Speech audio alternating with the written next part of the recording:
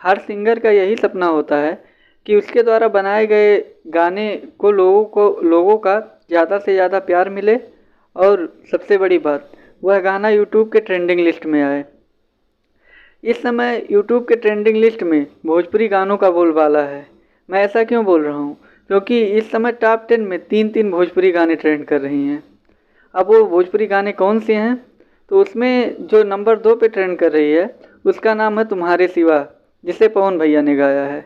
और नंबर 4 पे जो ट्रेंड कर रही है उसका नाम है गेहूँ दबावे लें, जिसको खेसारी भैया ने गाया है।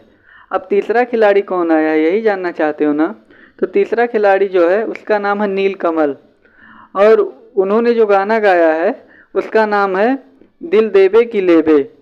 इसे शिवानी सिंह और नीलकमल सिंह ने मिलके गाया है और इसमें श्वेता शर्मा नीलकमल के साथ स्क्रीन शेयर की हैं। और यह गाना यूट्यूब पे नंबर 8 पे ट्रेंड कर रहा है। इस गाने को अभी तक 1.5 मिलियन प्लस लोग देख चुके हैं। यह वीडियो आप लोगों को कैसा लगा ज़रूर बताइए और मेरे चैनल को सब्सक्राइब और वीडियो को लाइक करना ना भूलें।